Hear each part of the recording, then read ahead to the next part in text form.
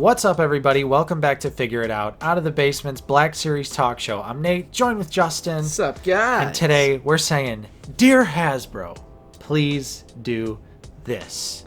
Yes, particularly things that we see in the TVC, things we see in that line that we would like to see incorporated into Black Series. Because there's some big brain genius idea stuff going on with TVC that I'm just like, can we please get that in the Black Series? Right. It's no denying that TVC is absolutely on fire right now with the vehicles, play sets, deluxe sets, the single release figures. Yeah, they're getting better articulation every day, it seems like. Yep. Constantly including way more accessories with their figures. Some even including blasters and such that we've still yet to see in the Black Series. Right. So this video, we're going to be discussing things that are in TVC that we would like to see come to the Black Series. Don't forget to like the video though and subscribe if you are new. We're always talking about Black Series here on the channel.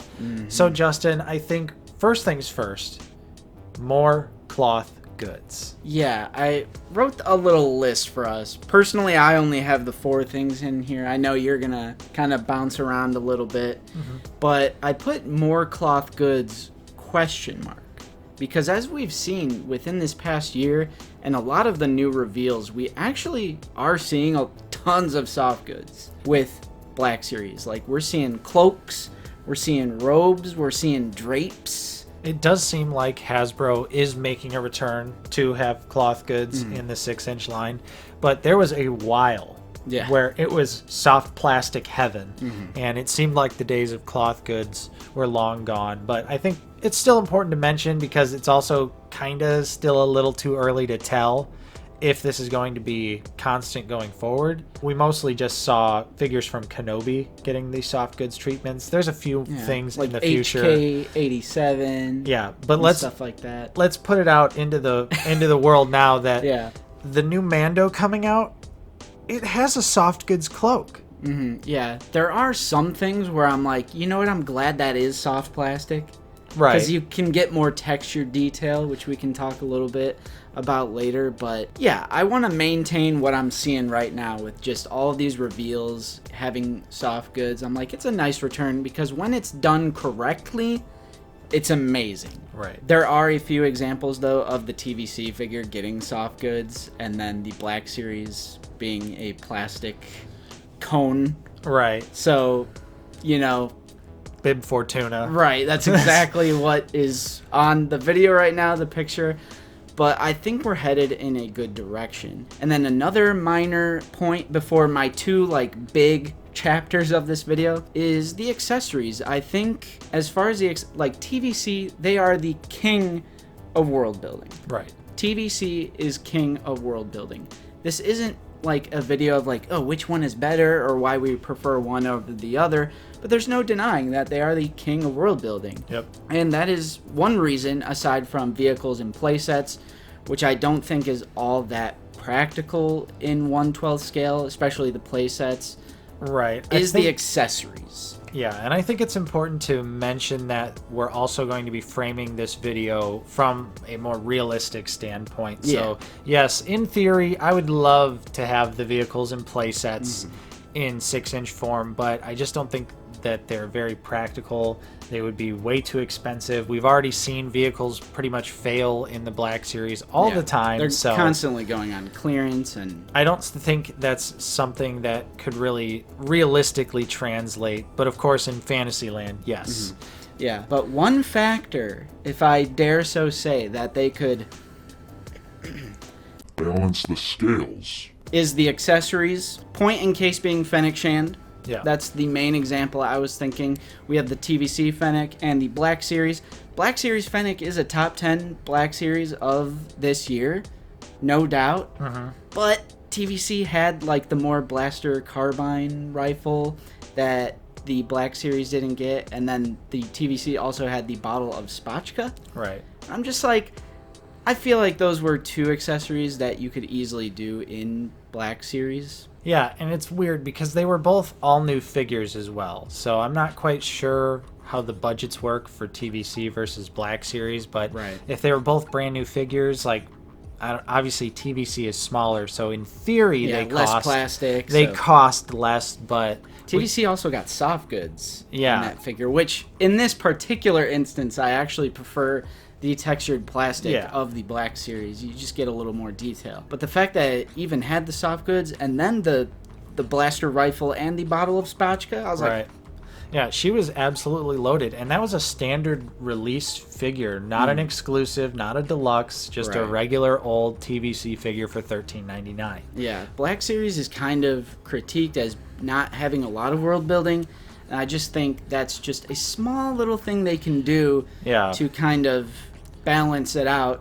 And to where you can get a little bit of world building in Black Series. And I think that that's exactly where Hasbro should go with the world building of Black Series, is do smaller stuff. Give us a bottle of spatchka. Give us, just little things here and there to add to the Cantina set. Give us the other half of the Cantina, please. Yes, absolutely. That's a tangent for a different day. But getting back on track, and speaking of accessories as well, I think it's also important to mention that there's a newer trend in the vintage collection that absolutely needs to come to the Black Series. We've seen it with a few figures, but more often than not, something like alternate heads are not included with Black Series figures, and recently there have been a few vintage collection figures like Bo-Katan and Fennec Shand that instead of coming with a removable helmet, they actually just have a swappable head.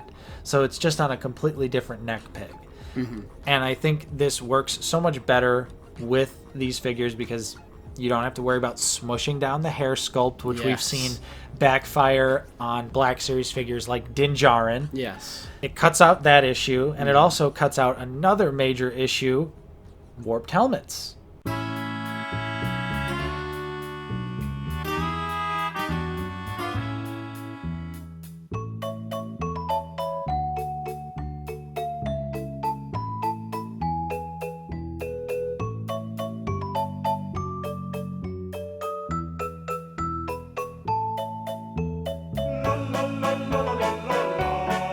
Yes, the warped helmets, because it's kind of important. This isn't so much like a Jedi Anakin and Sith Anakin, like not alternate heads in that sense, although that would be great. Give us more of that, of course. Yeah. But what we are talking about specifically, it's kind of hard to explain. It's like instead of a removable helmet, right? And you, like you were saying, like you have the Bo-Katan head sculpt, and then you have the Bo-Katan helmet that is hollow, so you put it over, which could create warping. We like you were saying, what TVC has been doing with some figures, where it's just an actual, like, separate joints, like separate pegs, where they're more interchangeable, not like alternate heads. Yeah. It's like interchangeable helmeted head and then unhelmeted head. Yeah. So, yeah, there were tons of examples that were sent to us on our Discord. In particular, Clone Troopers, because they've been doing, like, the head sculpt underneath the head and glue it to help with the proportions. But then they just end up looking rather bobbleheadish. Right. And TVC is not innocent of this either. Their Clone Troopers are actually, they suffer from the same fate. Right. Like, I got that 501st Clone Trooper TVC, and the helmet is just so cartoonishly oversized. Mm-hmm. And at the end of the day, I just think alternate pegs for the head and the unhelmeted heads, way better. Yep. Helps with proportions, helps you not ruin the hair sculpt of certain characters, prevents things like peanut head syndrome. Yeah. And then I saw the TVC Darth Vader, and my mind was blown because this was the first figure I saw in TVC that had what my other big, because my two big points were the alternate head and helmet pegs, and the other one is the alternate hilts. I saw that figure with an ignited lightsaber hilt and an unignited lightsaber hilt, and my mind was just blown because time and time again our figures take a shelf dive and the lightsaber snaps and the little bit of the peg is still jammed in there, so you can't take it out. It's snapped, it's stuck in there, It's ruined. That happened to my Padawan Obi-Wan, and I had to super glue it back on. Dude, that happened to my Kenner Obi-Wan. That one hurt. Yeah. That one hurt. That's a tough one.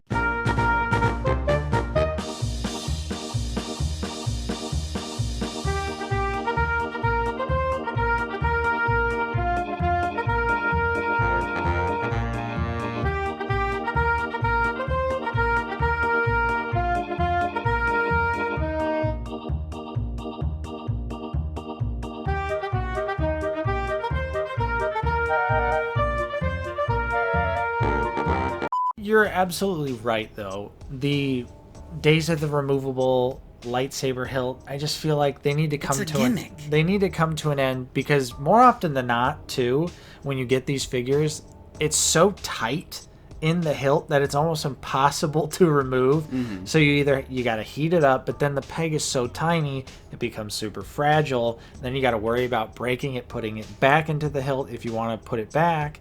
So it just makes more sense to just include an alternate unignited hilt. It would save on so many issues, and then that way the ignited hilt could also not have a weapon storage peg either, so the figure could grip the hilt a little better. More accurate too. Yeah, that's a good point, actually. And another good point is that the ignited hilt is one solid sculpt. Yeah. It's one solid mold of plastic, which could still snap. It could still snap, but I gotta think it's more sturdy. Right. And I'd be willing to bet there's a lot more snapped lightsabers from the Black Series than there are with the TVC releases that do have that alternate hilt. And it's just such a good idea, and it's such a small, tiny little, almost an insignificant thing that they could do. Right. I know it's like double the cost of every bit of plastic for the hilt or whatever, but I truly think it could go a long way. And if you do it for TVC, there's no reason you can't do it for Black Series, because this isn't like a scale thing. Right. Either. This isn't like a vehicle or a playset. It's just alternate hilt and alternate pegged helmet as opposed to removable helmet. Yeah. Things that would, increase the cost of the figure, but really not all that much. And again, they're raising the prices anyway. Right. So it's like, come on. Exactly. And I think it just ties back into, I think most collectors would also be willing to pay just a little bit more to have these things come with their figures, just because it would be so convenient. I mean, think of a recent example like the Fifth Brother. Great figure, but unfortunately has that big peg right in the middle of the hilt. Yeah. So it is kind of a pain to get him to grip the lightsaber. That could have been solved had it just come with an alternate hilt that was already ignited and doesn't have the storage peg on it. Yeah, I guess it's fun to get like the whoosh effect and interchange it, but it only came with the one Count Dooku figure. I'm just like, so that they abandoned that idea right away. So yeah, I think at this point it would just make more sense to just do exactly what TVC does and give us the alternate hilt instead. Yeah, so basically that, for me, I don't know if you'd like to add more, but my two big genius, big brain TVC things that I've been witnessing that I'm like, can we please, is the alternate head and helmet pegs. I mean, you can look at Attack of the Clones or Revenge of the Sith, even the theatrical looking Phase 1 clone has a bigger helmet than the original, because it has to fit that head in. So when you do alternate heads as opposed to a removable helmet, you can do a lot better proportions, significantly better proportions on that helmet. And like you were saying, you don't have to flatten the hair and scuff the face paint or anything doing that. It's too much like a toy. Same thing with the hilt. The removable blade is just a little bit of a toy, kind of a cheap gimmick that I would like to see retired and give us some alternate hilts.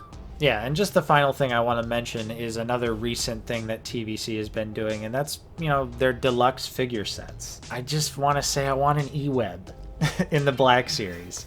I think that's doable. Again, doable world building. Yeah. Something like an E-Web. 100%. Something like the additional flame effects that came with the Incinerator Trooper and Grogu set. Yeah. Things that came with Ahsoka, like the Morai.